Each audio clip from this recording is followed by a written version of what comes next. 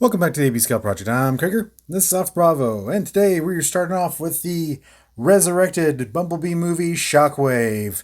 Now, I did not buy a new one. I actually managed to fix it. Inside of the crotch area here is actually two mushroom pegs, and the mushroom peg head was still inside, so I just drilled a hole through the broken mushroom head through the broken thigh, and then just put a screw through it, and so now it works great. All right, so we can actually review the figure. Now with the figure, he looks pretty good.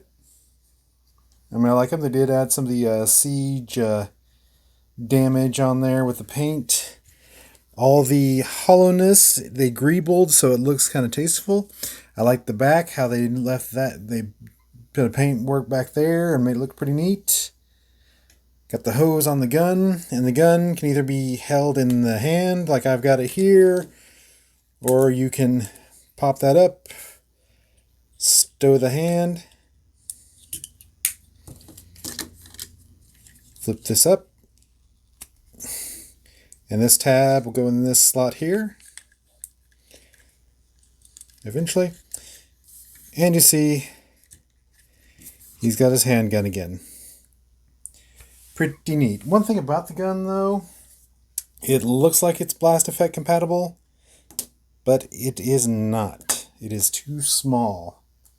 So that is purely aesthetic. So there's no combat ports. It is not blast effect compatible, so it's kind of a backward figure in that sense. It does have a lot of articulation, everything in the legs you want, ankle tilt. One thing though, it does not have a bicep swivel. The forearm will pivot for transformation. You've got a pivot on the wrist, but there's no bicep swivel.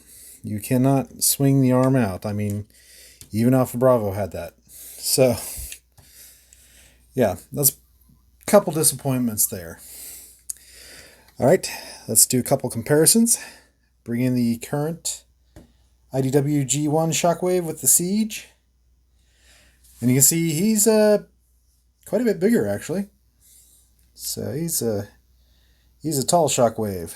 Just to give you another comparison here. Here's Shatterglass Grimlock. So you can see he's about, almost splits the difference between the modern Voyager and the modern Leader. So he's a big boy. So it might fit with the Bumblebee movie shelf, but a little big for a chug Shockwave. All right, let's look at the tank mode. And here we have Bumblebee Shockwave in his tank mode. I use tank loosely. So, I mean, it's supposed to be like the spider tank, like he used in animated and things like that. But man, it is just so gappy. And it really does look like last minute thrown together type of situation going on. It's like definitely put all the calories into the robot mode. Like I said, you can leave the hose attached the entire time you transform him. You pretty much just plug it in once. You never have to do it again.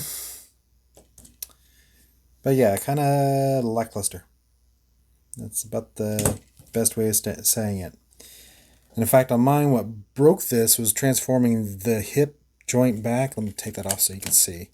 Basically, transforming this back to the original mode is what snapped my mushroom peg. So be careful when you're transforming, or like I said, mine said in the last video, mine had a manufacturer defect in the plastic that caused it to be a problem. He rolls kinda. He does have wheels.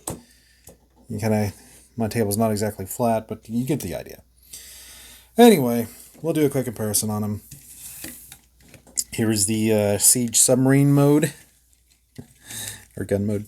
But they're about the let's see if we get both of them shot here. You see they're both almost the same length. Not too bad. Definitely wider on the tank, just because he just kind of splays out there where this compacts down. So yeah. That's about it for the tank mode. Definitely keep this guy in robot mode. Alright. Let's go to our final decision. So, is this our new IDW G1 Shockwave? Nah, nah. Yeah, Siege is still the best for G1 Chug, so it will remain. This is good for your Bumblebee movie shelf. I mean, there was another one made by a third party. I forgot who made it, but I think that one was Masterpiece Scale. So this is your best bet for a transforming Chug. So for your Bumblebee movie shelf, get the Shockwave. For your G1 and your IDW, keep the Siege. All right, let's go on the next one. Next up, we got the Powerlinx Hotshot and Jolt. He looks pretty good. This, of course, is a repaint of the Legacy Hotshot. So pretty cool. Spin around here. You can see, and just to compare, we'll bring in the original release. You can see he comes with a lot more gear. So besides having two big cannons added and the Minicon Jolt added, they also threw in the Jetfire blast effects. Had a orangey reddish color. It's a pretty neat color. I like it. Anyway. So yeah, you can see where they turned them into Powerlinx mode. My biggest complaint is that this doesn't want to stay up. You pretty much have to have it pushed all the way up or it just flops down, where this one you could still adjust. So there might be a little bit of mold wear there. But yeah, let's take away the Legacy. And let's take a look at Jolt. This is a brand new mold in the fact that it does have a 5mm peg and 5mm hole. So you can go both ways, either way you want to do it. Spins really well. And we can just do the transformation real quick. And like I said, it's a brand new mold. I looked at it versus the mold that came with the Universe Hotshot. And the Universe Hotshot, this was much longer. But this looks a lot more like the animation for the Minicons. Let's see if we can get a... I think it looks really good. He turned out really well. So, yeah, there you go. Alright, so you can get Jolt to stand. Maybe. Nope, that's the best we're getting. Alright, let's look at the car mode. And here we have the Powerlinx Hotshot in his car mode. Looks pretty good. The Minicon can attach like you did in Armada, so that's pretty neat. And you put the big guns on the side. That goes where that goes. Everything else is pretty much the same, just different color. Bring in the original Legacy. Let's see how they palette swapped there. And that panel doesn't want to stay in, but all good. Yeah, same thing, just palette swapped. And added some flames and some accessories. Do a quick 360. Yeah, not too bad. Pretty neat. Rolls okay. Thing still spins. Yeah. One thing, you do have to detab Jolt's arms for him to attach back here. But I just put him up, or you can put him down. Whatever you want to do. But you can't leave him tabbed in to be able to transform him.